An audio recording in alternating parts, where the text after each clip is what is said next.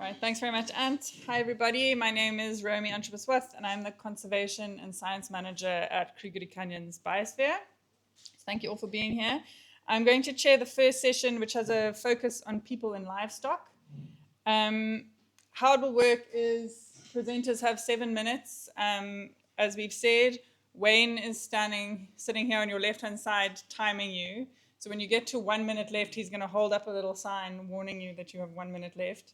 And if you go way over time, we're going to have to stop you, I'm afraid. So please try and stick to your time limit. Otherwise, we're all going to be here much longer than 4 p.m. this afternoon.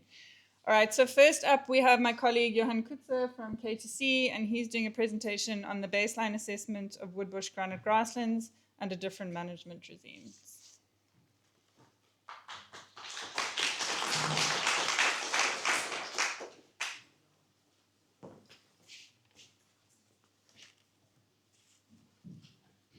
Why did that happen? Okay. No, but it's fine. Good morning, everybody. I am Johan Kutzer. I work with Kruger Canyon Biosphere Reserve. I'm a project manager, and as part of an alien clearing project that we have in the Upper Groot-Letaba catchment, to date, we've cleared over 1,100 hectares of invasive alien plants in areas that used to be grasslands. But the big question we have now is how do we manage this, especially the landowners going forward, to ensure that reinfestation does not occur. So first, let's look at what we have done. So the area outlined in red is the Upper Groot-Letaba catchment. So on this side, you'll have Tsanin. On that side, you have Polokwane, and the village of Hennisburg is down there in the lower middle area. The areas in yellow are the areas with low density polygons that we have cleared to date. These are areas where we have the potential to actually restore these grasslands. A lot of these grasslands are or used to be woodbush granite grasslands, which is a critically endangered grassland system that hosts endemic species.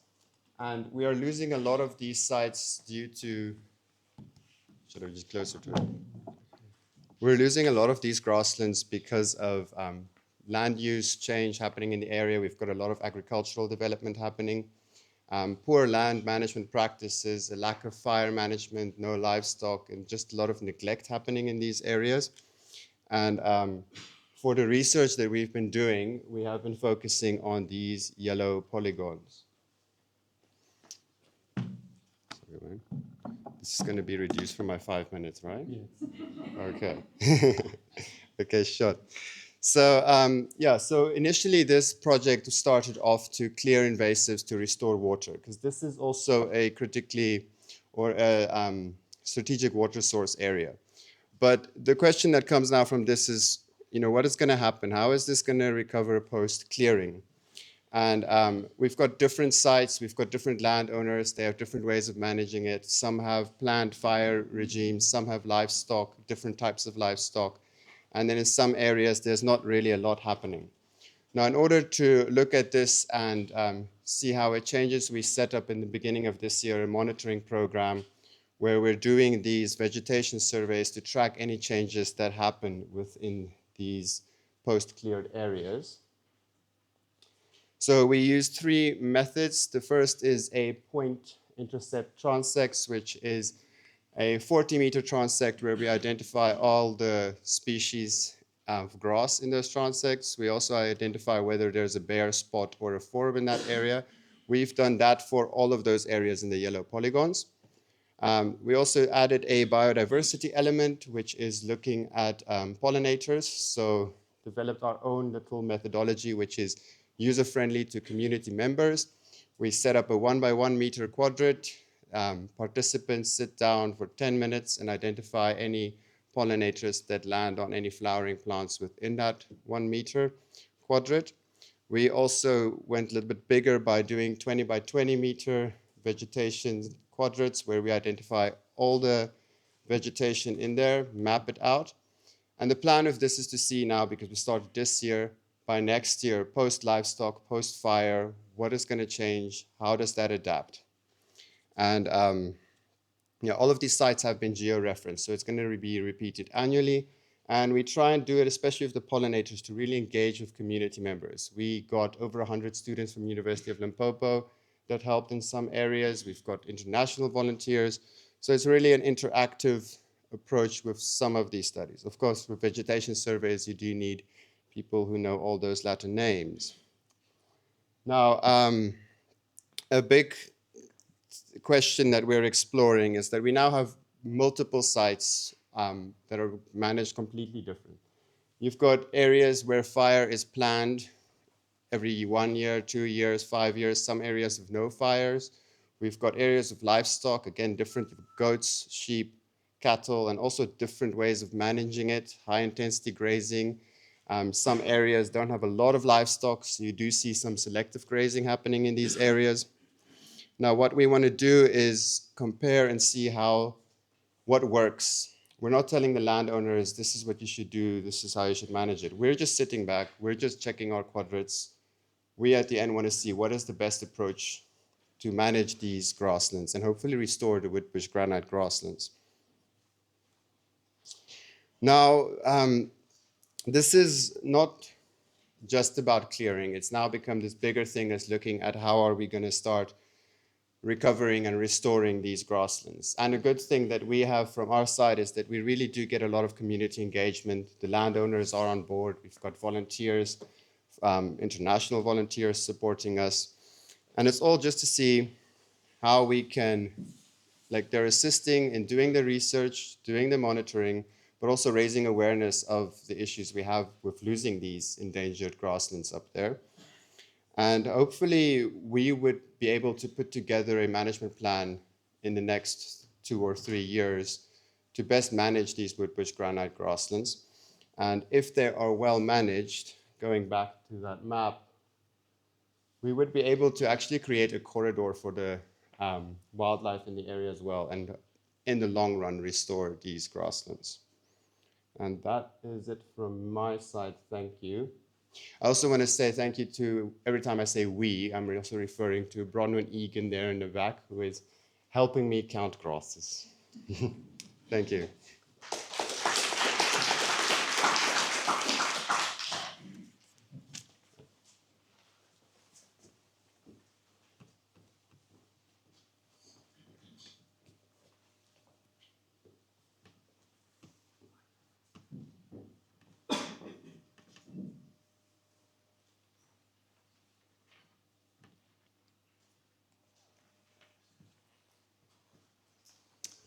Thank you very much, Johan. Next up, we have Dr. Tony Swemmer from SEON presenting on the long-term trends in veld condition around Welverdiend village. Thanks. Morning, everyone. Can you hear me okay at the back? Okay, thanks. All right, so let me just start by acknowledging that for the results today, there's a lot of other staff at SEON who've been involved in collecting the data, especially Mighty Man Michelle, who works for us, based in Welverdiend, TC at the back. And this is work that's been done at Welverdiend Village. So I just want to also acknowledge the Mnisi Tribal Authority for permission to work there. So Welverdiend Village, like most villages in the country, most villages in Africa, probably most in the world, have cattle. Land around them is used, amongst other things, for grazing by cattle.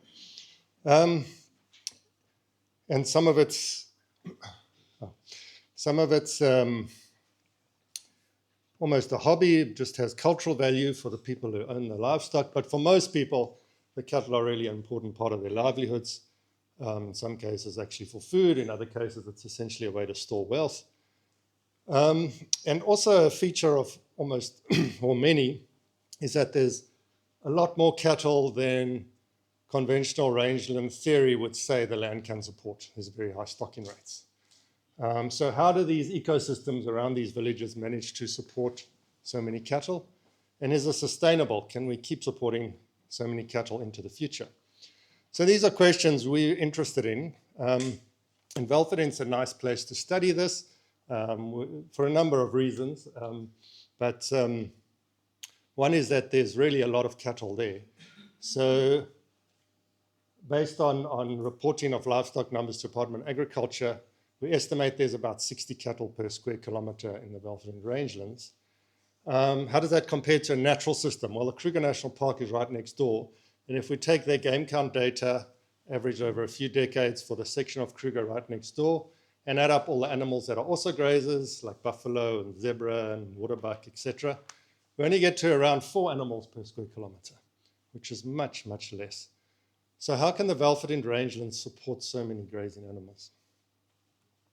That's just a view of the village itself. So contained in the white there are the houses and the fields, and then the area outside that within the red is essentially grazing land. It's not quite that simple because some of the fields are also used for grazing at certain times of the year. So it works out to about 50 kilometers square of grazing land, which is big.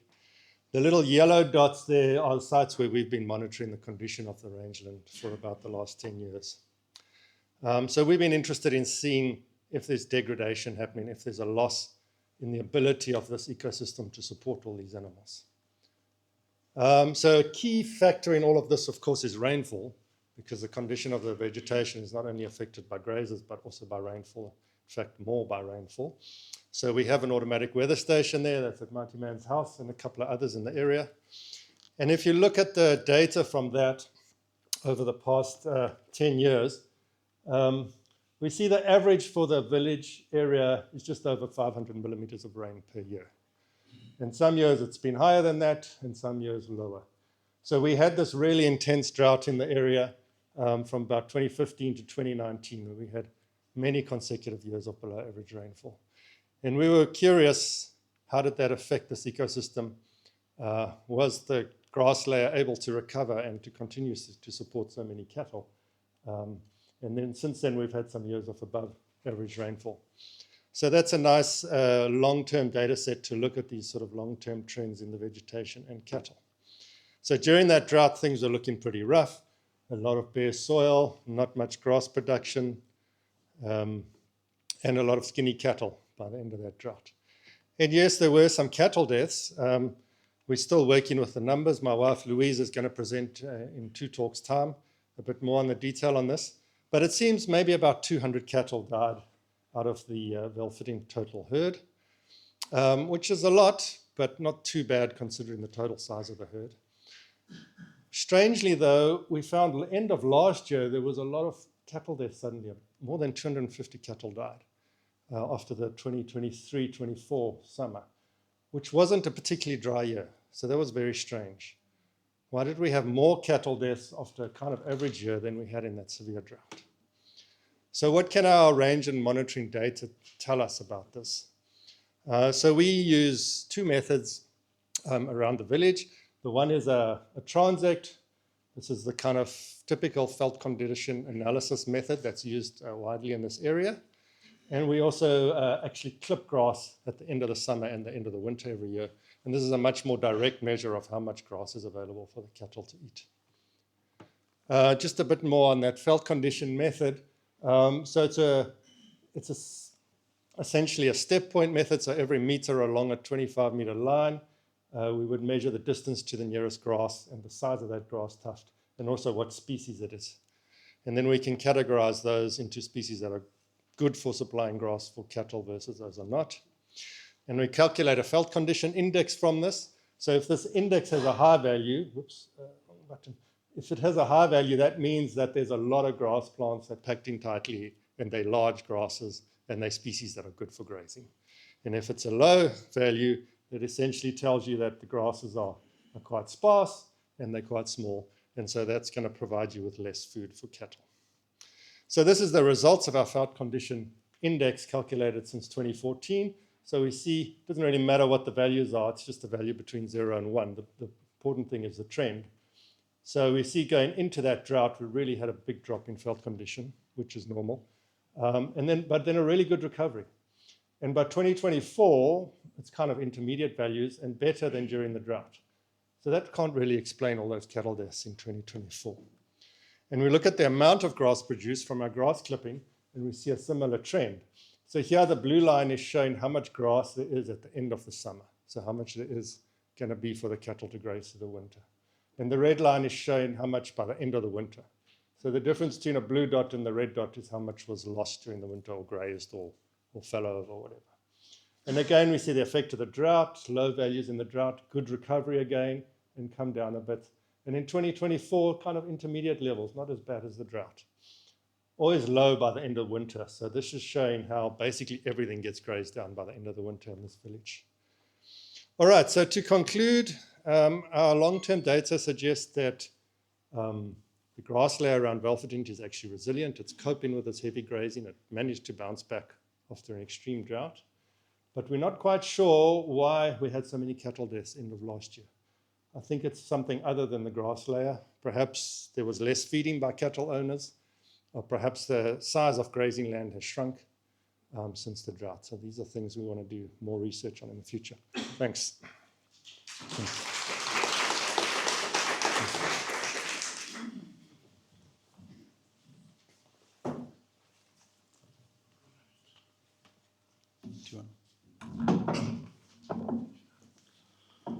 Right, thank you very much for the interesting presentations.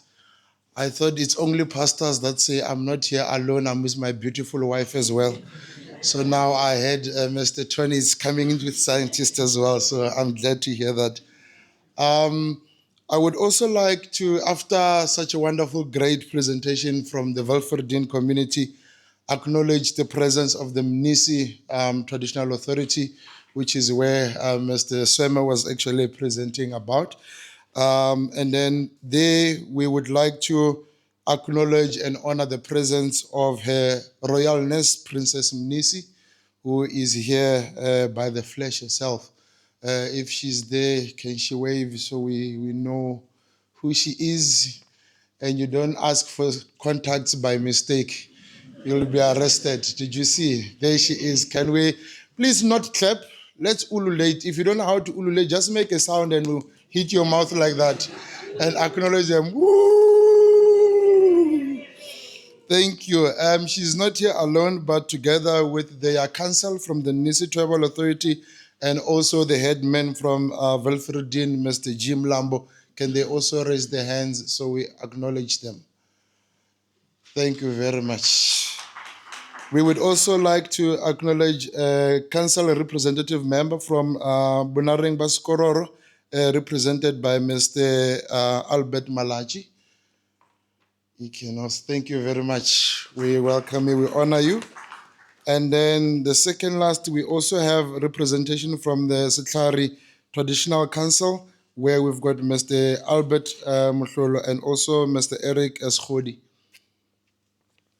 Thank you very much.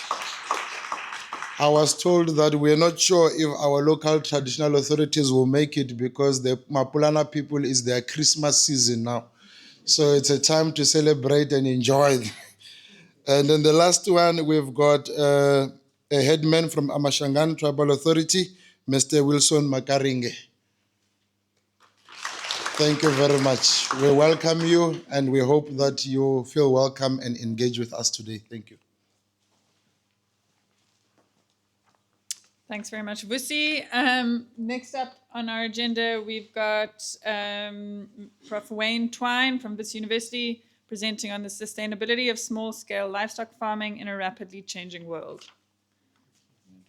Reposition this. Ooh. Microsoft trying to sell me something. All right, so continuing on the theme of sustainability of livestock farming, I'm going to present to you a sort of a complementary study that looks less at the direct ecological sustainability, but on the sustainability from the perspective of the resource users. And I want to acknowledge my collaborator, Prof. Brandon Anthony. So as we know, in the context of rural communities such as in Bushbuck Ridge, livestock owners are actually in the minority, typically between 10 and 25% of households owning livestock, particularly goats and cattle. But for those households, the livestock are an important livelihood source, but also they have a lot of social benefits. And those benefits spill over to other households, whether it be access to cattle for ploughing, access to milk, meat, etc. So the benefits of livestock farming extend beyond just the owning households. Now, we know there's been concern about the impacts of climate change on small-scale farming, dryland agriculture, crop farming, and on livestock farming, particularly in sub-Saharan Africa. But a lot of the research on climate change and the impacts on farming have been very narrow in terms of only focusing on climate change, not taking cognizance of the other challenges that farmers are also facing at the same time.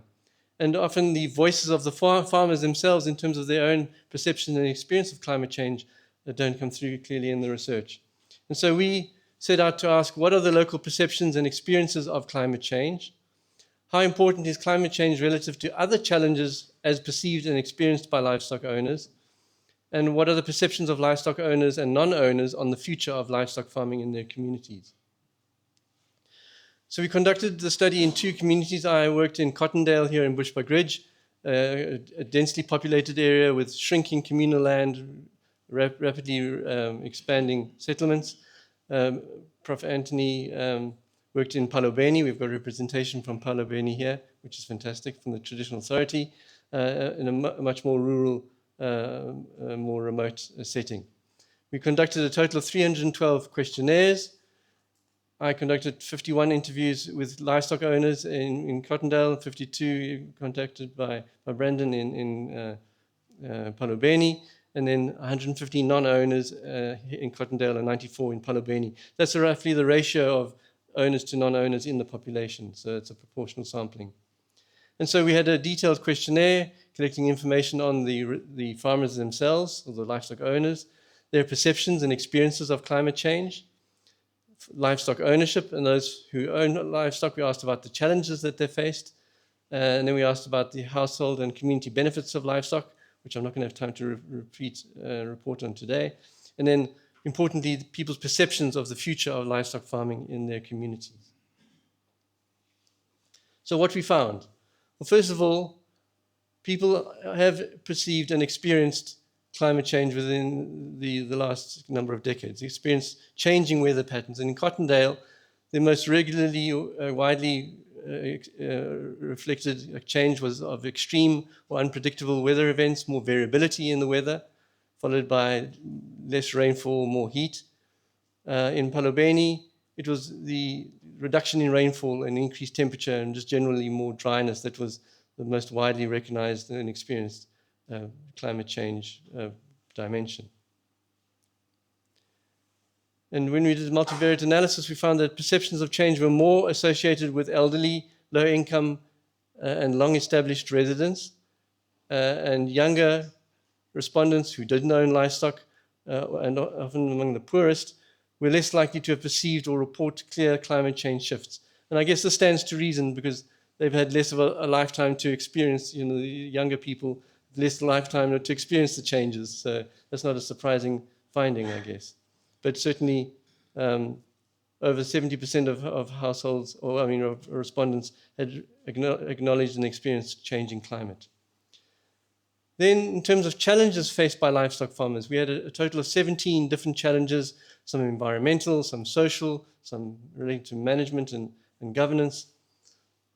And we expected the environmental issues to be amongst the top challenges, and the results are surprising. So these are ranked just by the top 5 in terms of the prevalence of the reported experience of these challenges. So in Cottondale, it was medical and veterinary fees, disease, snaring, poor market prices, and theft that were among the top ranked challenges. Rainfall was also ranked number 4, and after that, vandalism. And in Palobeni, it was market prices, theft, medical and veterinary fees, predation, disease, snares, and rainfall was only ranked number 9. So it was interesting that climate change or even kind of fodder shortages weren't foremost in people's minds in terms of the challenges that they were grappling with. But when we asked if they perceived climate change, whether they had exacerbated the challenges that they faced, there was acknowledgement of the fact 62% of the farmers said that changing weather patterns have exacerbated challenges around enough forage for their cattle and also about water availability for their livestock.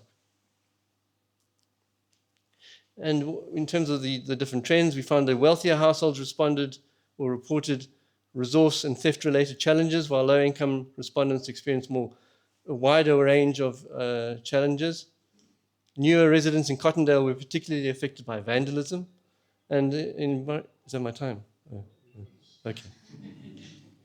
And environmental issues, overstocking, were of intermediate importance and were less specific to particular types of respondents in terms of age or gender or wealth. In terms of perception of future of livestock farming, interestingly, but not surprisingly, there was quite a bit of difference between the two communities. In Cottondale, the majority, or a large proportion, were pessimistic, whereas in Palobeni, there was more optimism. So I've got examples of quotations there. So an optimistic quote, followed by a pessimistic quote, and then some were conditional. And the bottom is an example of a conditional one, depending on what happens with global change or weather change. So optimism was associated with social and livelihood factors, such as the livelihood benefits and social benefits. Pessimism more around environment and resource-based constraints. So the take-home messages: increased climate variability is widely perceived, and it's likely to impact on livestock systems. Sustainability, though, is not only threatened by climate, but also social and economic barriers.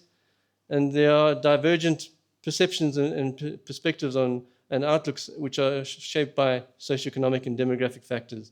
So the sector may remain potentially sustainable, but it requires challenging some of these systemic barriers, such as access, support, and management that communities and farmers are facing, in addition to the environmental challenges they face.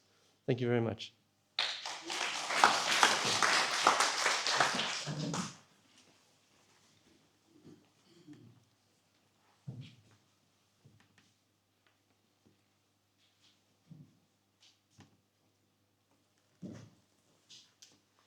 Thanks very much, Wayne.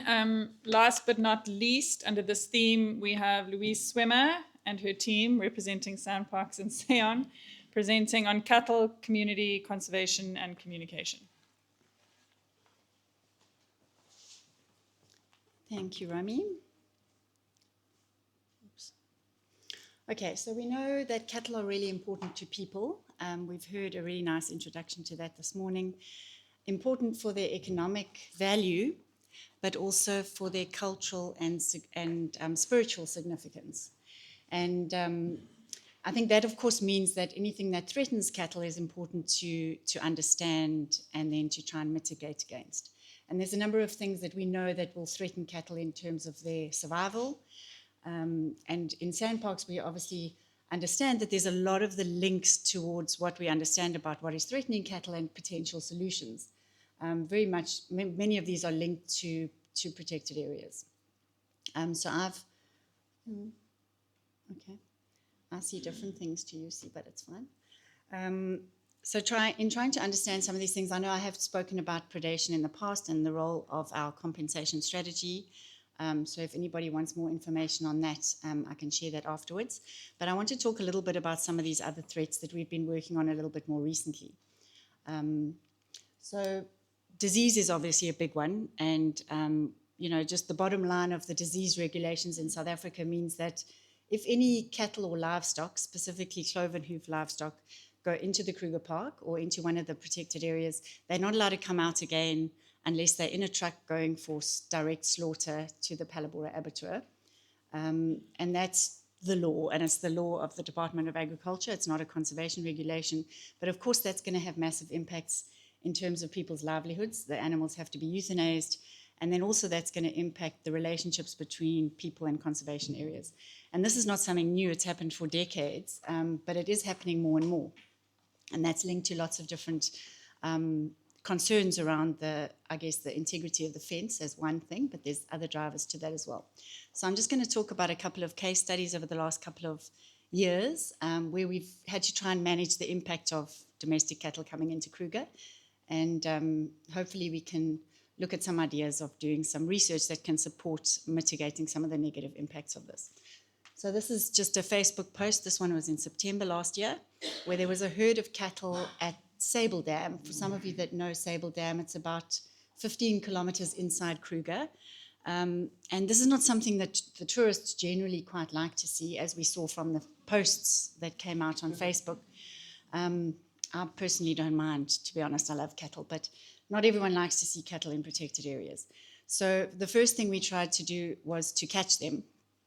And they were pretty wild, it turned out, and it was a little bit difficult. And so they had to be, they were euthanized. So some of them escaped, some of them had to be euthanized. And this was obviously devastating. I mean, these are people's livelihoods. We've heard about how important cattle are. And if any of you haven't seen the video that some of the researchers did from CSU University, it's a really lovely celebration of the value of cattle to people's psychological and physical well-being. So this was, of course, rather devastating. And we met with some of the livestock farmers who had since heard that this had taken place. And we had to then go through a process, a terrible process of identifying ownership of cattle that had been killed. And then we wrote special motivations to actually compensate people financially for the loss of those cattle. But this is not something we normally do. We do compensate for livestock for predation. But we felt in this case it was quite important. So it cost quite a lot of money, it cost relationships, and it took a long time to get this whole process to sort of come to some conclusions around it. So it raised lots of questions around the sustainability of the regulations and ethics, as well as the impacts of some of these processes. Coming to February 2025, a nice big herd of cattle on the low water bridge at Letaba. This is about 30 kilometers inside Kruger. And again, that's when we were like, okay, we are not going to euthanize these cattle. We've got to try and make a plan. The only way people can actually get anything back from cattle that come inside Kruger legally is if they are captured in a truck and taken, like I said, to slaughter. So we said, that's what we're doing with these guys. Again, try to capture them, very difficult. They ran all over the place. And so we had to bring in the experts. So we actually did a complete game capture process where we brought up the game capture trucks from Skukuza. We had to make a corral. I don't know if you can see. Is this a pointer? Let's have a quick look. There's a little capture corral there that we had to put out. It took a couple of days. We included Conservation South Africa as well as Meat Naturally to help us. And eventually we caught some cattle. We caught 17. It cost about 100,000 Rand to capture them. And then they were loaded up and went in the truck to Palabora, with the idea that at least the livestock farmers could then get some money back from the abattoir, which we know is not ideal. And then it turned out only one cow was actually identified in terms of ownership and claimed. So, that process didn't quite yield the results that we had hoped. So lots of questions around that process and trying to understand whether that was even the right way to go.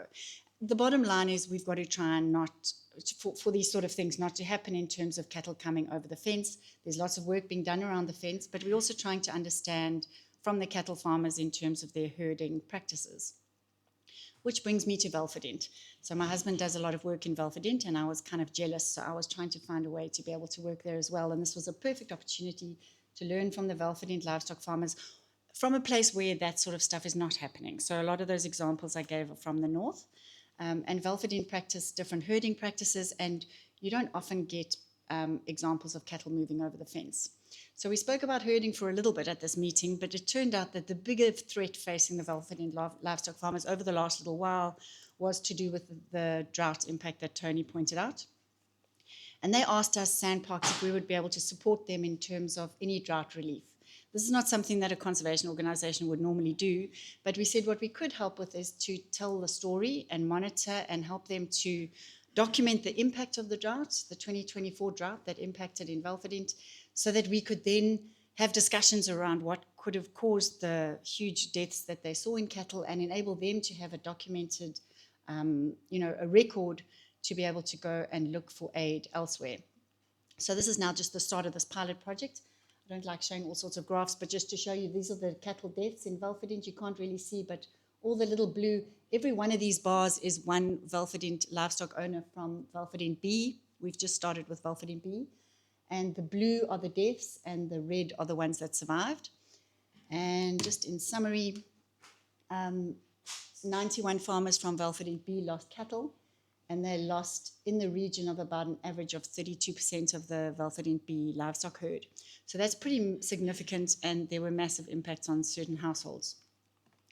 So we said, well, that's quite crazy, and maybe we need to understand if this ever happened before. So we've been now working with Jerry, who I'm sure many of you know, to try and understand a longer-term picture of of livestock deaths to try and understand some of these patterns. So again, not to point out too many graphs, this is another one just to show livestock deaths over time. That's 2025. Each one of these little bars is a month, and that's how many cattle died in that specific month. So this goes up to November 24, just before the big one. And I'll show you now why I had to change the scale when I included the big death, because that is the December 2024 cattle deaths, and this is the 10 years preceding that. So this is very new in terms of the data, and we're going to have to, oh good, your watch is slower than mine then.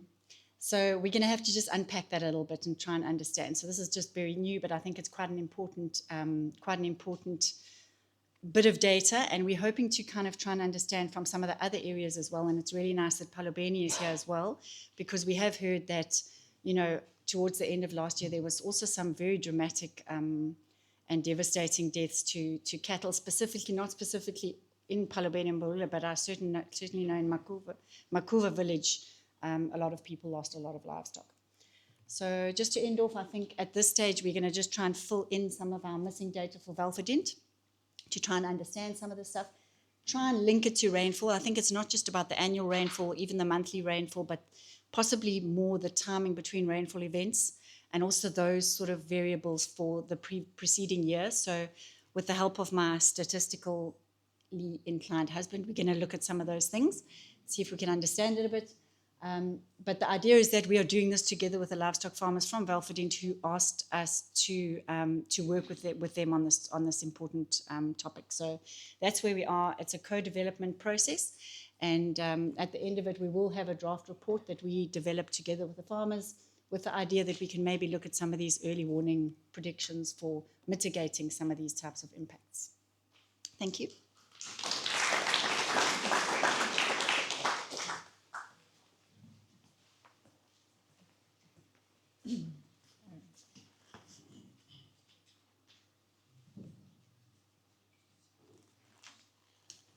Thanks very much, Louise. That brings the presenters for this topic to an end. Can I ask the four of you to please come back up and take a seat here at the panel? And we will open the floor up for any questions anyone might have for any of the presenters.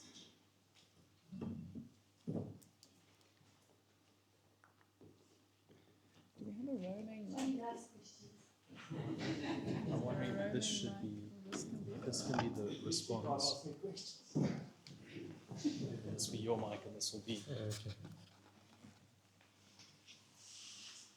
Okay.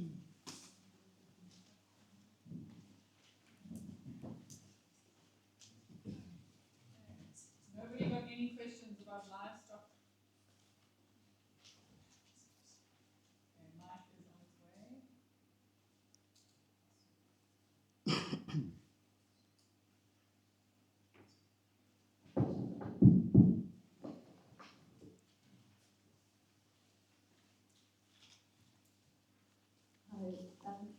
Thanks for leaving, sorry.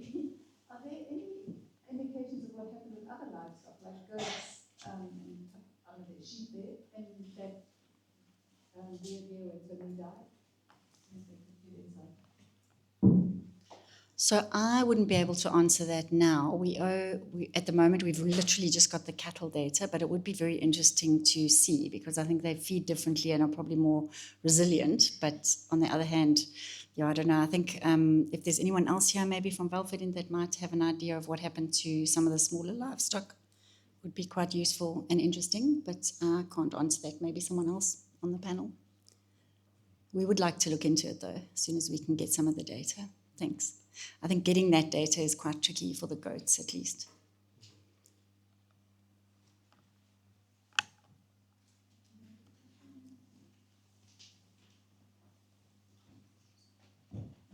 Thank you. Yeah, I understand at Velvedint, cystic cattle can accommodate, they can graze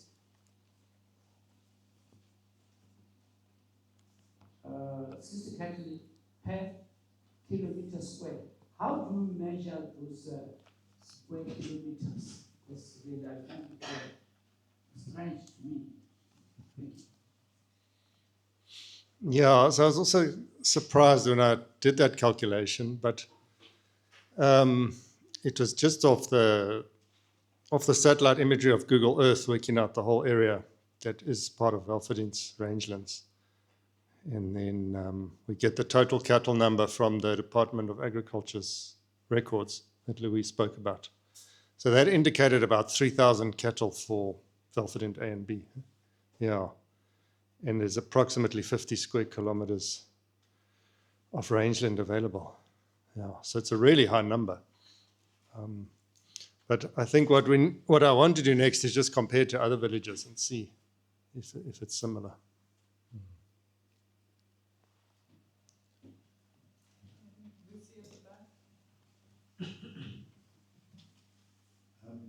Hi. Do you have any stats on the sort of type of feed or the type of nutrients of when that death occurs compared to humans? Are they eating more, are they browsing more than they are grazing, for instance, any of that sort of stats? Yeah, I don't think there's that sort of detail available. I think, the farmers are generally buying bales, that others that are available in the region for game farms and others. So it's that kind of mix. Although if there's people here, they must correct me on exactly what type of feed guys are normally buying. But I don't think the type of feed probably didn't change over the last 10 years, but I think prices did go up and maybe there were shortages. So maybe just a quantity thing. Yeah. In terms of browse, I mean, the cattle do browse a bit, especially like on sickle bush by the end of winter. But that resource hasn't really changed. I mean, it's very abundant there. It might have been like with a very long dry season, maybe there was actually a shortage of browse by the end of the winter that caused that death last year, possibly. Yeah. But, I don't think there's good records. I'm not sure if records are kept on what guys are feeding. I suppose we could go interview individual cattle owners and ask them what they buy and then work it out. Yeah. So it's just because we've noticed in some of the other areas that with the lack of feed or grazing, bovines are eating or browsing more. There's a potential of talent system. It pulls up obviously into the orbit. So maybe it was something like that. Right, cool, thank you. I think maybe also just to follow up before I ask my question, the type of feed usually being bought is buffalo grass, and that costs about 1,000 rand for a hump bale. So yeah. My question goes to any of the presenters, because looking at your findings from climate change to death rates to human-wildlife conflicts, zoonotic diseases with animals going inside, what would be the next immediate steps for a farmer? Because as a farmer, you want to have more cattle. The more you have, the more wealth you have. Now, looking at all that, what would be the immediate advice to farmers? Is it to keep the cattle numbers the same? Is it immediately to try and improve graze, to improve herding and the grazing capacity in grazing lands? What would be the immediate focus?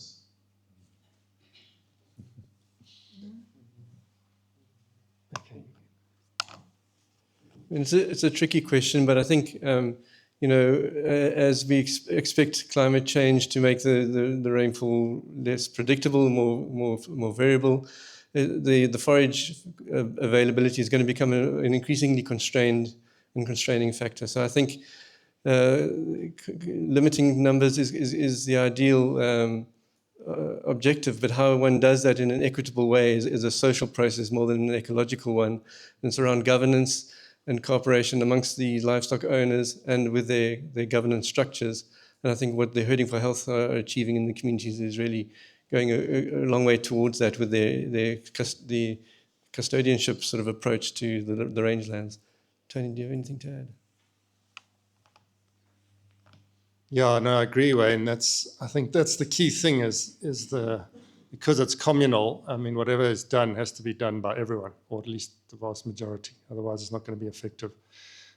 So it really is, I mean, yeah, ultimately the only way to deal with climate change is to have less grazing pressure so you can have more grass reserves for a drought. That's about all you can do, unless you're just going to pay for feed whenever a bad drought comes. But that's the ideal thing, is to have these sort of grazing reserves within the communal, within the rangeland. Good morning. My question is regarding on the regulation. I just want to find out whether if the communities are made aware that if the cattle enter the protected areas or inside where there is nature reserve or national parks, that their cattle will be taken away. And also, what more awareness that your study went to educate those cattle owners in terms of the boundaries that the cattle are feeding next to them or even on the road. And also, is your study only concentrated on the referendum and also the boundary of the national park? Can as well be expanded to other areas like Woma TVD and other areas where the cattle they enter in and out and community also damage the fences of those protected areas. Because to me, I think there's a lack of awareness from the community side and how much the Department of Agriculture are more involved with the community. Are they going and do awareness when they go and treat those cattle during their time, or they just treating the cattle or not explaining the regulation part that when the cattle enter reserves or protected area, they will be taken away? Thank you. Thanks very much. I think so. You know, the what I was presenting was more kind of management actions linked to the cattle coming in, and so we engage with the cattle farmers. Mostly historically, it's been around human-wildlife conflict linked to the predation, but you know, and the Department of Agriculture has always had awareness officers that have engaged on those disease-related issues. But it is becoming more and more important for us to fulfill some of these roles and to share the responsibilities. So I think there's a lot more that we can do. But I think you're right. I think awareness would really help. A lot of the time, those sort of regulations are not enforced, you know, because, I mean, some of these areas are really remote, like up in the north where I showed some of those photos. So there's cattle all the time in the park, and we don't go and catch all of them all the time, every time. So I think that also makes people, well, you know, they're fine most of the time. So then it's not really an incentive to have to change the behavior. So yeah, I think, and we really would like to work in other areas because we think that working with the livestock farmers is really important. We've got different programs working with different stakeholder groups, but I think there's a lot of opportunities where we can work together to collectively solve challenges that are challenges for people as well as for conservation. So I think if you've got ideas around that, it would be nice to chat and to hear more from your side. I think answered most of those. Yeah, it would be nice to obviously do more work on awareness. Thanks. Yeah, and if I can do a quick addition to that, the person who asked the question, some of those livestock owners are from Palau Silwane, and they are here in the room today. So maybe during tea, speak with them on what has been done. Thanks, Vusi. Thanks very much to our presenters. If you think of any other questions, you can grab them in the tea break.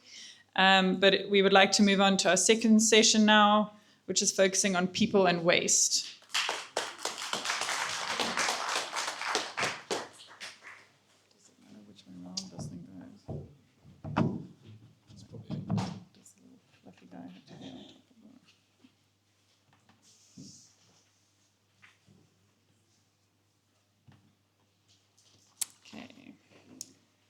Thank you. So first up in this session, we have Katerina Schenk from the University of the Western Cape presenting on Matabidi's waste.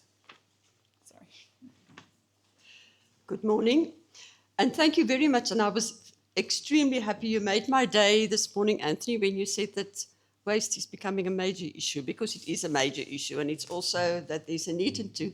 Last year we presented something on the nappies, and today there will be 4 presentations on waste. So thank you for that. So we were looking at, let's just get that. Which one do I use? This one. That's the laser. Okay. And that's This one. the, oh, up, down, no, maybe just click it here.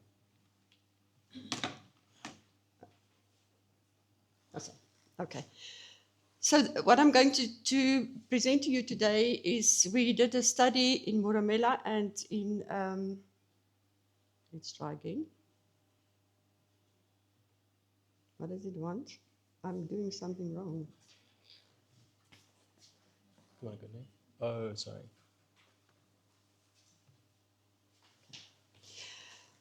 So in South Africa, currently 60% people get waste removal once a week. So 40% people, and that's mostly the rural areas and the informal areas in the cities, that are not getting waste removal. And I think if we look at nowadays the type of waste that we're sitting, the plastic, the nappies, the etc. So what do you do with it if you don't receive any form of waste? And this is what we tried to do with this study. We were looking at different areas to determine what is the waste management practices, what do people do without any service delivery. So we looked at Moromela and Matabidi. They're next to the 5-3, I can never remember the road, but it's close to the potholes and the road towards God's Window. So it's a very high tourist area. And Bergslack, and when you travel along the road, you see these pictures in terms of the bottles and the waste that are literally lying next to the main road, and also in the villages. It's 60 kilometers from Graskop. And of course, there's high unemployment. And just have a quick study. It was a qualitative study we've done. So I had these 2 wonderful field workers, the one from Moromela and the one from Matabidi, Gracia and Margin, who were doing the interviews for me. They interviewed 22 households, 10 schools and creches, clinics, businesses, taxis, retail shops. We tried to understand what happens to the waste in this area. So the results was how waste is managed when there's no service. And I think the 3 methods that households or all the people were indicating to us mainly, and we find it all over the country, is they either dump it in the bushes or the rivers, they burn it, if you can burn it, for instance, boxes, etc., and then or they bury it. So these are the 3 major ones. But the effect of it is that some of them were saying we no longer drink in our rivers because the rivers are full of waste. And the leakage points that we identified specifically in these areas were the rivers, the valleys, the main roads, the bushes, the gullies, the erosion sites in the environment. So the environment is taking all the waste. And I think if we travel to most of the areas, if you travel through Bushbuck Ridge, you see exactly this. So this is just pictures from the burnt waste and the dumped waste in the rivers next to the road and the burnt waste on the right-hand side. So some more pictures of the burnt waste and the dumped waste. They sent me millions of photos of what you see here. But I think what is very important is this. So we actually found that quite a lot of people in these villages were starting to recycling. And this particular quote, I think, is quite lovely because you could see how meticulous this person was about what he was doing. He said, I assemble and sort different types of waste, each according to their nature of recyclability. Unrecycled waste is stored in a pit and burned when it is full. Recyclable waste, such as empty aluminium tins, are compressed and sold to vendors at a price determined, etc., etc. Because these are the valuable waste. So the tins, they get a good price for. The PET bottles, they get a good price for. And then, of course, the returnable bottles, we all know this, the big beer bottles and some of the Coke bottles, the PET bottles, you get a price when you take it back, and that waste recycled. And these are some of the pictures that we discovered. You can see the tins, you can see the bottles, but look at the card boxes that this person was stacking up in his home. His home was full of recyclables. And also many others, specifically women, were also collecting bottles. You could see the bottles that are lying around. Bottles is a major problem in all the areas. I think if we travel through the areas, we see heaps and heaps and heaps of bottles. But in this particular area, there were some of the women who were collecting bottles. So, but what was also interesting, we asked them who's responsible for waste management. So many of them were saying the EPWP workers, the CWP workers, or the community patriots. I'm not exactly sure who they are. Some said no one is responsible, and then everybody is responsible. But what was interesting is nobody said government. And government is actually, according to law, responsible for waste management. I don't know if they've given up on government. That's my one suspicion, that they feel, well, they're not coming to help us in any way. We also asked what type of waste the most difficult to manage. Of course, nappies, sanitary pads, etc. The bottles, dead animals, condoms. That was interesting. And then, of course, when you sit with the oils and the acids, how can it be plugged? And then they gave some ideas of having a bin, weekly collection, creating awareness, quarterly cleaning. But I think what was important, we had a meeting yesterday in Bushbuck Ridge, and the same thing came out. By hiring people who can work as waste collectors, collect waste every week in Moromela, once a week, but coming from this specific area. So the community can take responsibility for that. So this is just some community views of waste practices, that it's actually dangerous. And then I think related to the previous session, as we speak, a friend lost 2 of his cattle as they have eaten plastics. Maybe something to look at as well. So take home messages. Never underestimate what's happening in a community, because they really can do a lot of innovative things. But I think what is very important is that we need to start having the conversations in the communities about waste. I often find people talk about water and about all the other issues, but we don't talk about waste. And it's becoming one of our major problems. With the waste in the water, we can go everywhere. Thank you.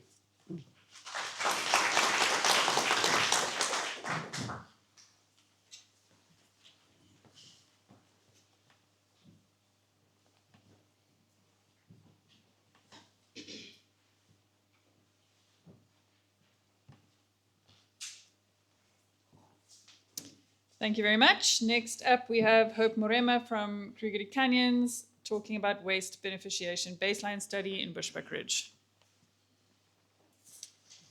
Thank you so much, Romy. Good morning, everyone. My name is Hope Morema, as introduced. So I'm going to give the findings from the baseline study that we did on the Waste Beneficiation Center in Bushbuck Ridge. And just to be precise, the study was done in 2 areas, Tulamahanch and Akunu. So just a background of a concept overview, why we chose Bushbuck Ridge. This project focuses on conducting a baseline and a feasibility study for waste management in the area. And why Bushbuck Ridge is that it suffers from illegal dumping sites, just like any other municipalities. And then this presentation will focus on the results from the baseline study, which is aimed to better understand the status quo of the waste management in the area. Okay, something is wrong.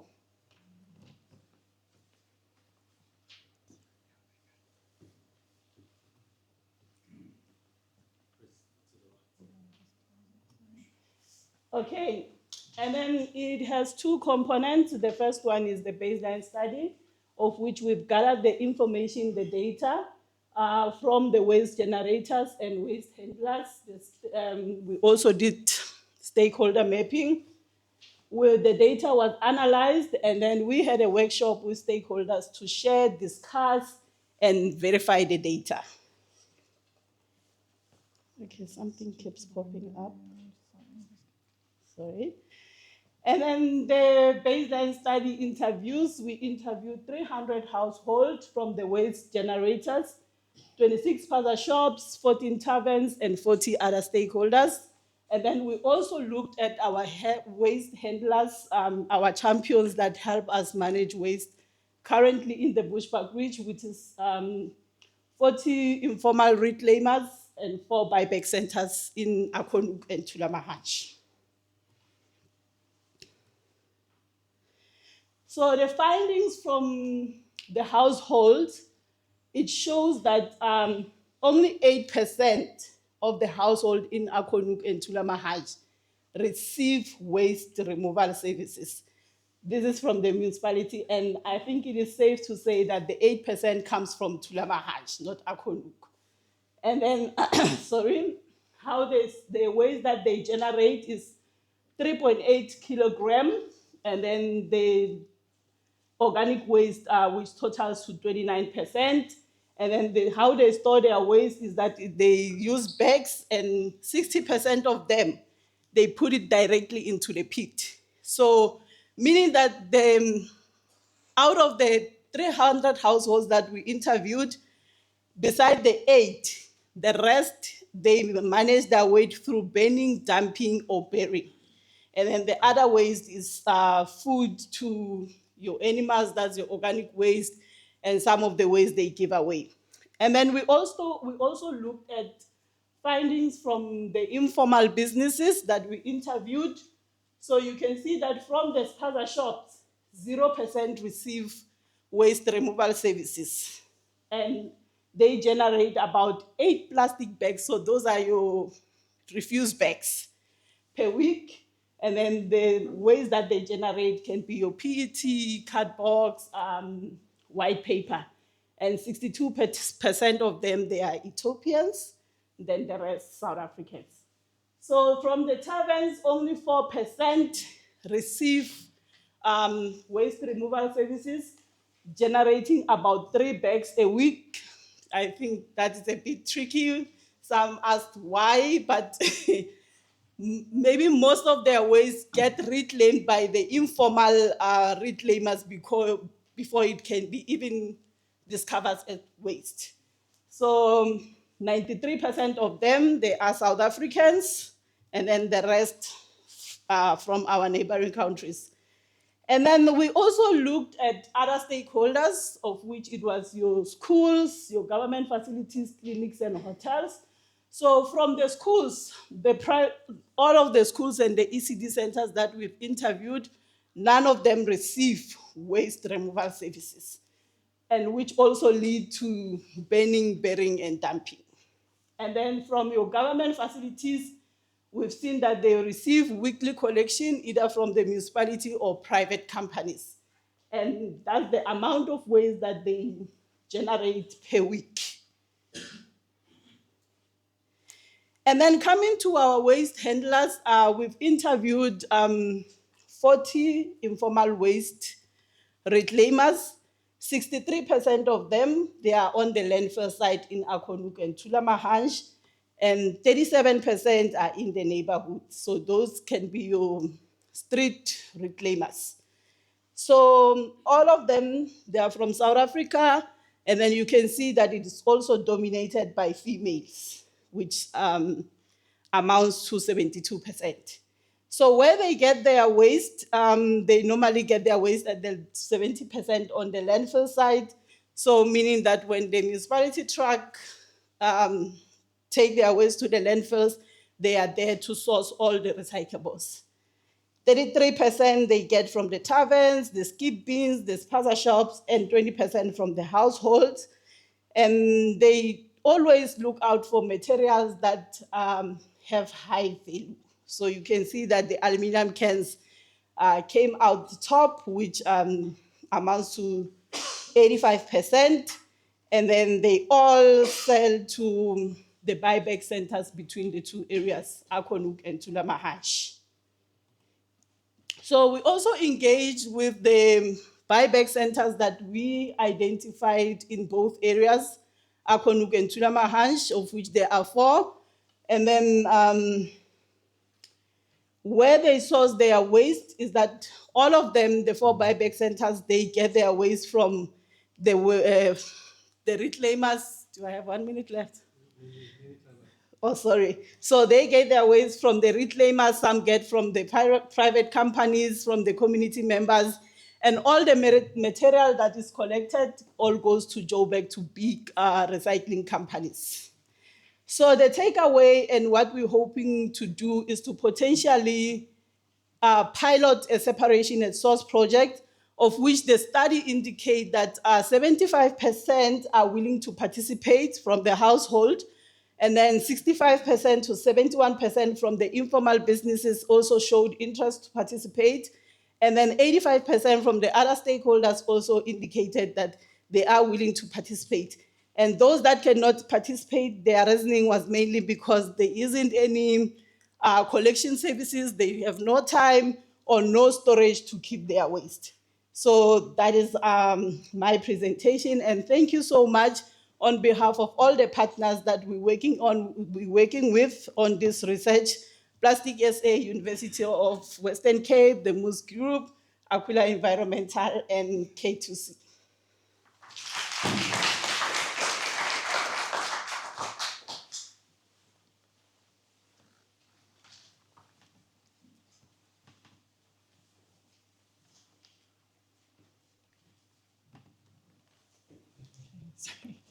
Thanks very much, Hope. And then building on Hope's baseline, Nikki from the Moss Group will be presenting on the potential for a waste beneficiation centre in Equinox and Tulamharsh.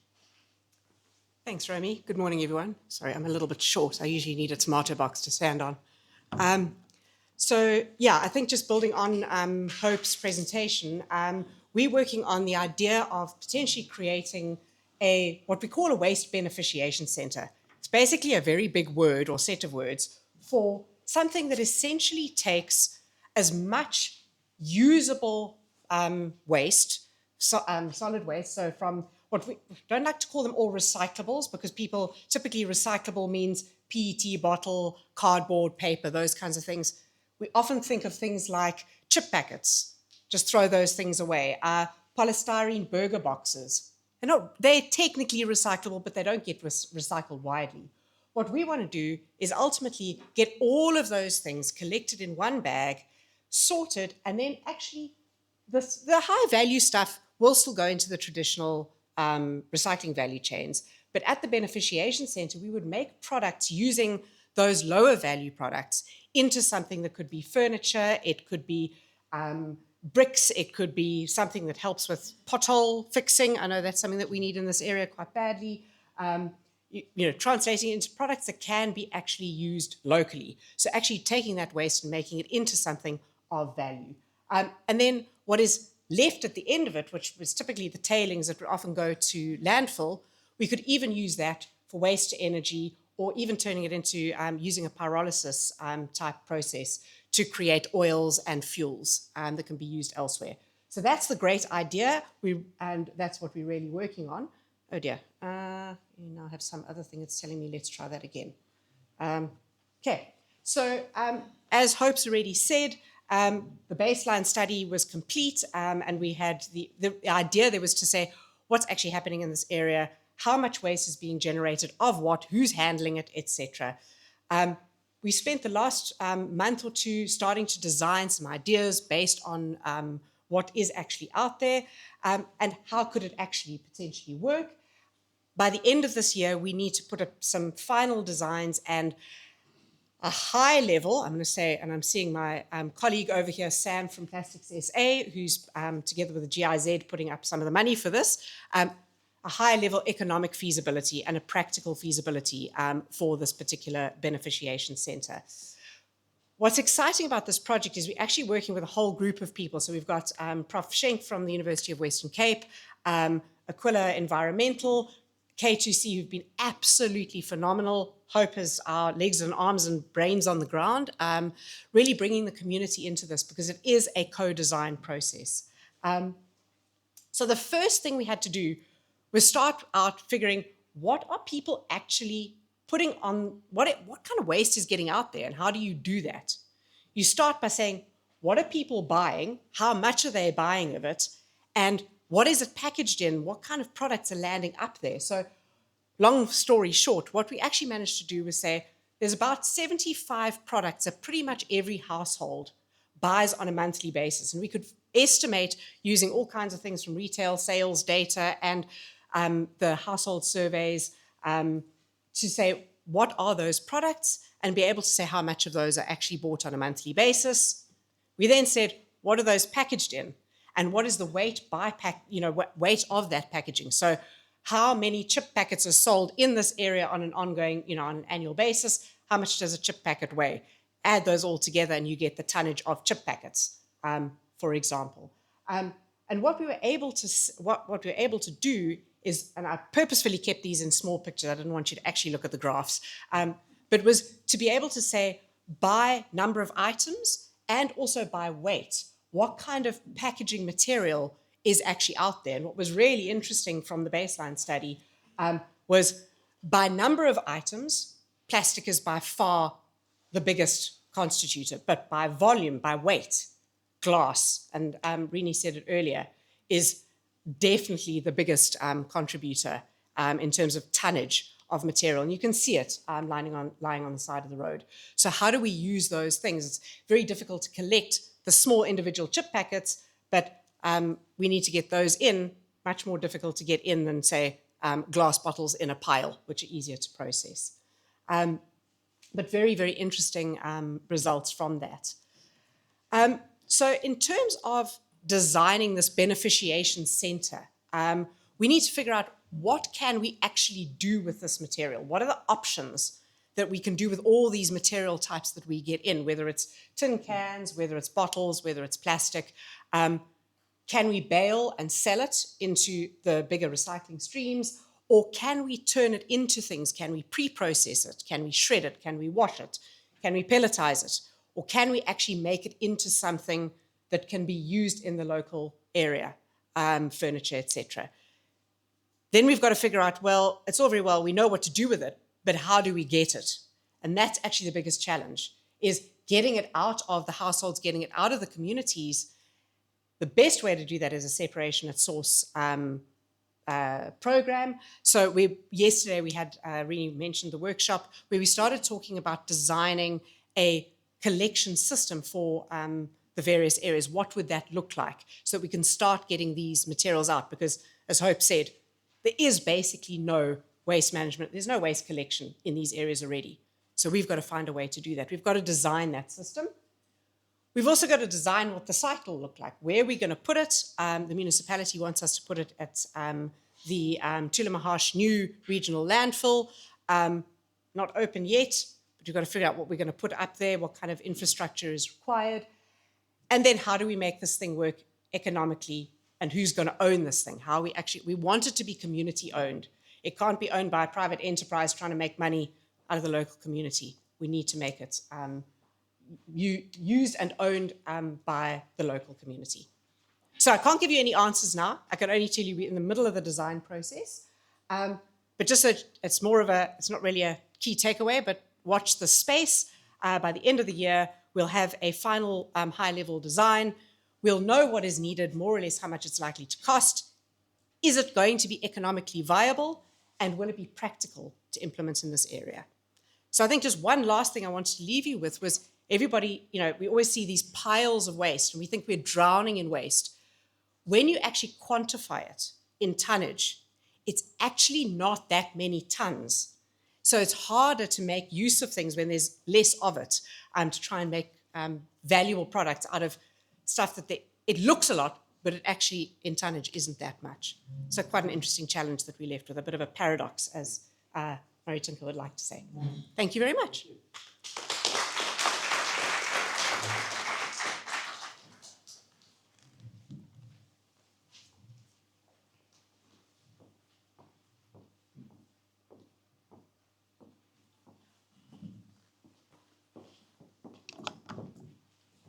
Thanks very much, Nikki. We look forward to an update next year for how far you've got. The last presenter in this session is Shoki Maforo from Kruger Canyons, presenting on collaborative governance of pro-nature livelihoods. Thank you, Romy. I see you went with the name that was easy for you to pronounce. Morning, everyone. My name is Rishokeju Maforo from the Kruger to Kenyans, and I'm the program manager for Pro Nature Livelihoods. When I was told that I'm going to present on collaborative governance at a Science for Society Symposium, I was like, is it a science or is it an art? So you can quote me on this. I have decided that it's both. Governance is both a science and an art, because I think that good governance thrives where structured logic, which is science, where they meet with human-centered nuances, which is an art. So I'm going to, something popped up on my screen. I'm going to try and demonstrate or in a little bit show how we have applied that in the work that we are doing in our project. So the presentation is going to cover just this little bit, because I know all of us are aware of what collaborative governance is, but I'm going to talk about what it means for us and why it matters in the work that we're doing, whether it's pro-nature livelihoods, or we're going to call it ecosystem-based adaptation or waste management, all the different types of work that we are involved in. And I'm just going to touch on a few examples on how we have been using it. So this is where we are working in terms of jurisdiction. We are in Piring, in Moremela, and Buelang or Rabuelang. It's so fortunate that some of these communities are represented by our traditional authorities in the room today. So they will also get to see if I'm lying or not. But in terms of what it means to us, what does collaborative governance mean to us? For us, it's decision-making that brings together different stakeholders as equal partners.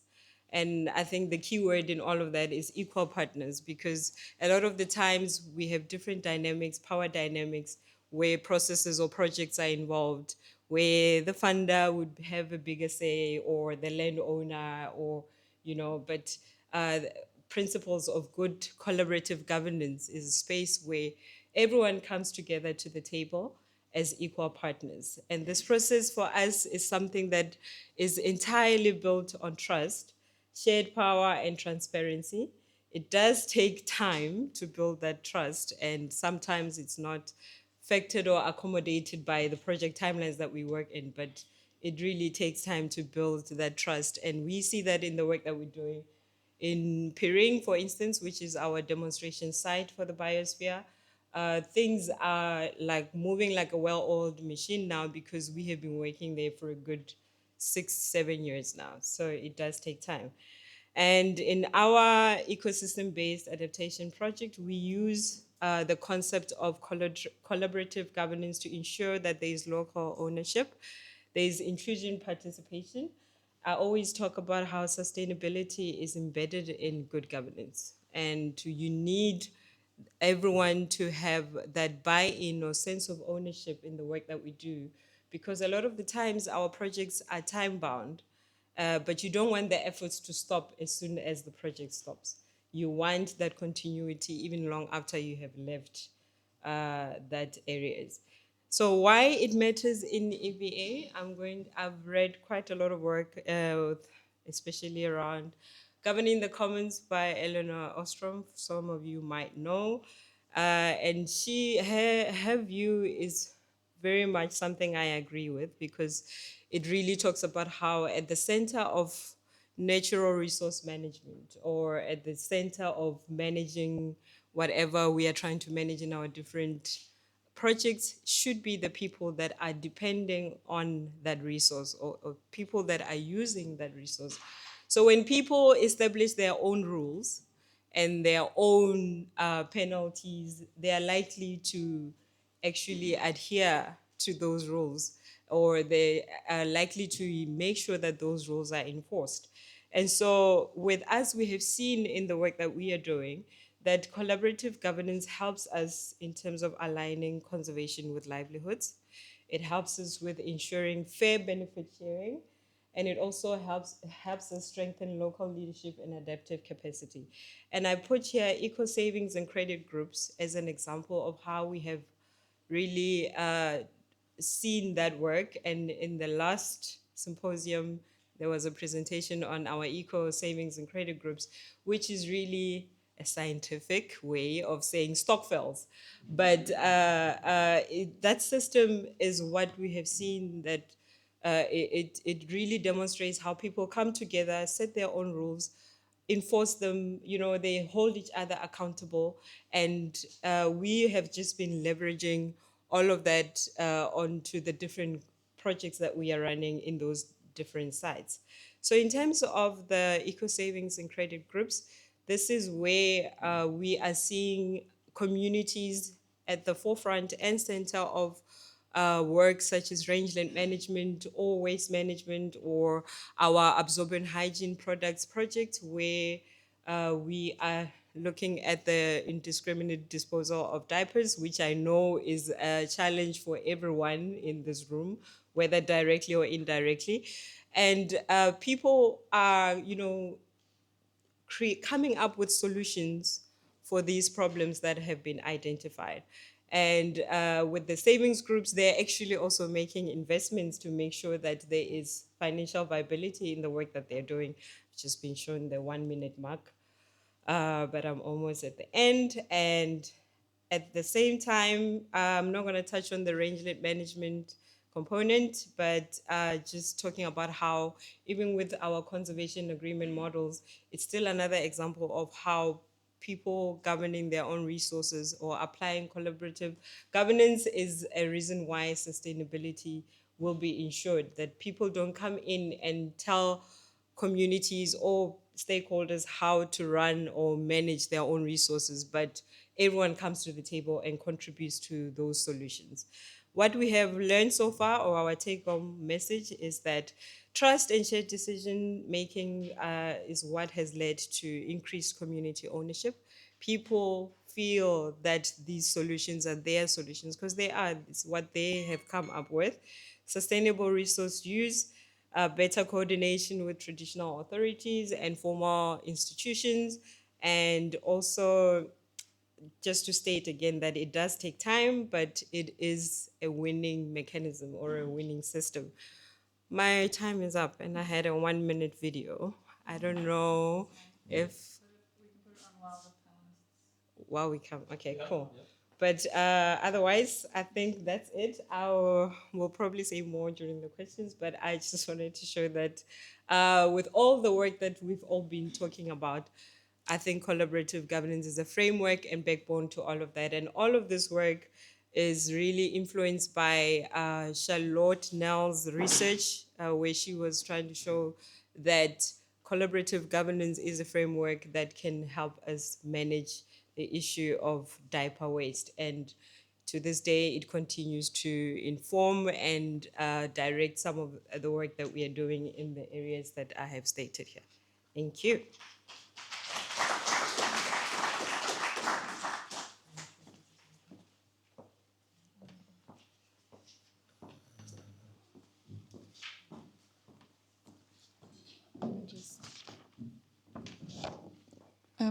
Just while we play this video, can I just ask the speakers to please come up and take a seat at the panel and get ready for questions? Thanks.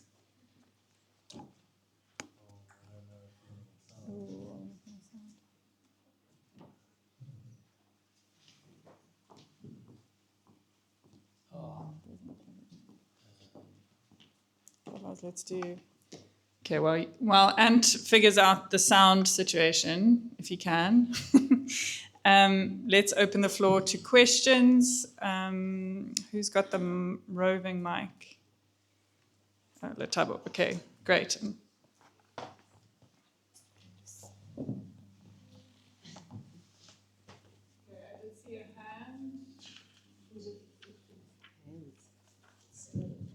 Okay, let's do questions and then we can watch the video just before we break for tea.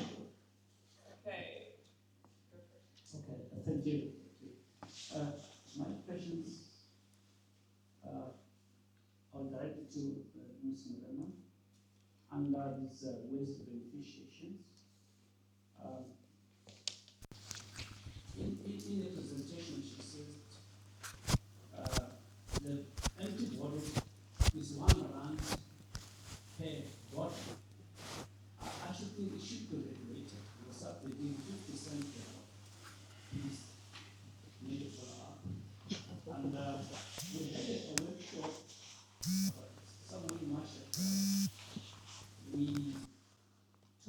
you that there are some places where there are no skip bins at all. Until now, after 5 months, nothing happened. They don't have skip bin. They just throw all this waste. Anyway, please make a follow up. And the next one is the waste handlers. They don't have protective tools. They are using their hands to collect all those plastics and water.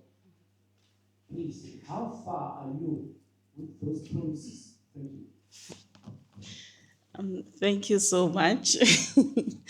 I will go back to the first one. The pricing of the materials or from the materials. So the pricings differ from one buyback center to another. It depends who you're selling to. And it's very unfortunate that currently it's not regulated to be a standard price. So everyone price according to how they can make profit themselves. So which is something why the informal reclaimers move from selling to one buyback to another because they feel like they're getting robbed.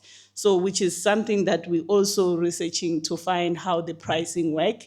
And then the second one regarding the skip bins, yes, it is a challenge.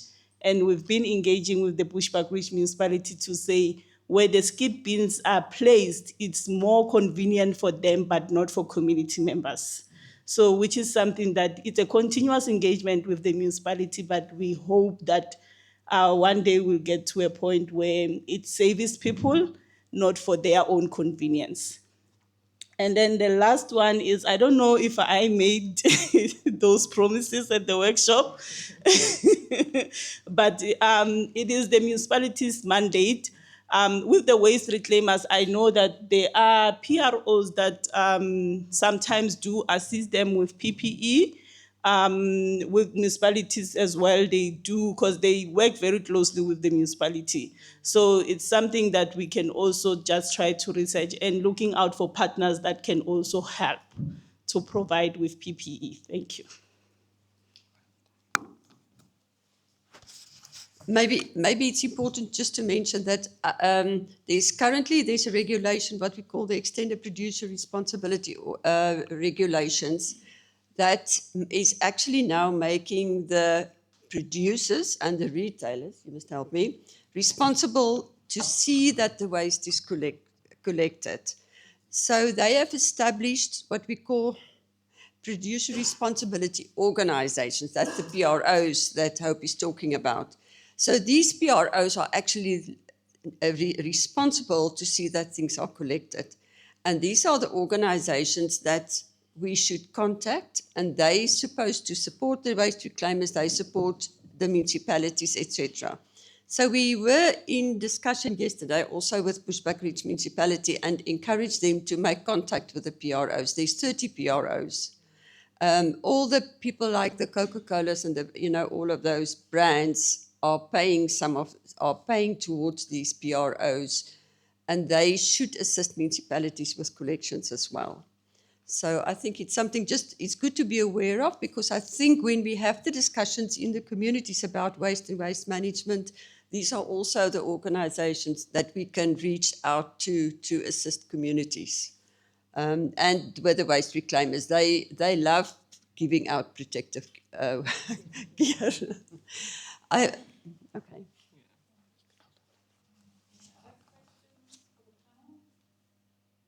Thank you. My name is Joe. I've got 2 questions. Is there any way where we as the society or the government can do to stop, I don't know if I use the correct word, stop, the manufacturers of nappies in using non-degradable materials? Instead, they use degradable material, so that those nappies, even if they throw them away or dump them anywhere, within a short space of time they will be degraded by nature. Two, is there any way again where the communities can be made aware of managing their own waste within their own lands instead of dumping the waste randomly? Okay, let me start with the second one. It's the easiest one. Firstly, I didn't mention it in the beginning, but I really want to acknowledge the Kruger to Canyon Biospheres with Maritonka and her team. With all our research that we've been involved in, they were absolutely marvelous and supportive to be able to do that. So, and I think Hope and Shoki, I cannot pronounce the long name, is really are the implementers on the ground, and they doing marvelous work. So I think we should support that as well. I think to answer your question, that's exactly what I think I was trying to say with my presentation is I think we need to start talking in the communities about waste management and see how can we do it the best way. What can be recycled? Are there ways that we can sell some of the waste, sort the recyclables? But are there different ways where we can really deal with the waste in a responsible manner? Or how can we get the municipalities involved? Or how can we get other organizations involved that can assist us? I think often we don't talk about waste. I often find that we talk about water, we talk about sewage, we talk about all sorts of other issues, but we don't really discuss waste. And I think it's important that we do that because the reality is the government doesn't do it. 40% of our communities doesn't get any form of waste management. So I think we need to start doing that. So thank you very much for that. Regarding the nappies, it's a difficult one. They international companies. It's the very convenient product. You can ask any mother who has babies. It's a convenient product. They are busy with designing biodegradable ones, but it's very expensive. So it's difficult for poorer communities or people that can't afford it to buy it. But this is one of the reasons why Shoki I'm going to hand over to her. They have introduced cloth nappies. You don't have an example here. But I'm giving it to Shoki. For now, this is what they're doing. All right, thanks, Prof. So in our absorbent hygiene products project, we are reintroducing the reusable cloth nappies. It's modern cloth nappies. It's not the one our moms used on us. So, and we've received quite great feedback from those nappies.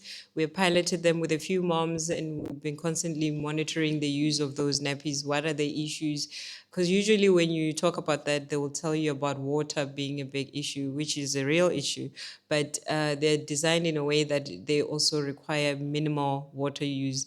And because of the success of that pilot, we have now going further with this project to make sure that more people have access to those nappies, and that just like Prof has said with the conversation of waste management, that people are just talking about reusable cloth nappies as an option again, which is something that was not really happening. And with the workshops that we've had, we are getting great feedback, and people, even young people, are open to using those reusable cloth nappies. Can you maybe just share the savings? The savings groups. No, the savings between using the cloth nappies and the... Yes, so there's also quite a lot of financial benefits, thank you, that come with the cloth nappy use, because it's a once-off use and you don't need to constantly buy. And when we did our research, like the normal household in the community spends about 900 rands, I think, on nappies, and those are just the basic ones. But when you get these reusable nappies, you also then start to save money that you would have been using to buy those nappies every month, which is where our savings groups come in as well. But also, what other moms are telling us is that they've used it on like the different children It's not just saving with the one child, but you can also use it with the baby that comes next. So there's also quite a lot of financial benefit that comes with it. Thanks very much, everybody. I'm going to stop us there because we're running out of time. We're just going to play this video now to send us all off to a tea break. Yeah, I'm sure I'll tell everyone. If everybody could please be back in the room at 11:25. The coffee and tea station is, you go out the door and straight across the passage there is tea and coffee. So if we can see you all back at 11:25. Try and play it like this. Another most important element that wakes me up in the morning is to see a community flourish, is to see other livelihoods improve. I want to create an opportunity for everyone to improve their livelihoods through sustainable development. Good governance is when you're talking about values and ethics that you want to build, you build it with people. So now we need to start managing the human element to make sure that there is peace. We're good. We'll share the link. Sorry, everyone. Sound.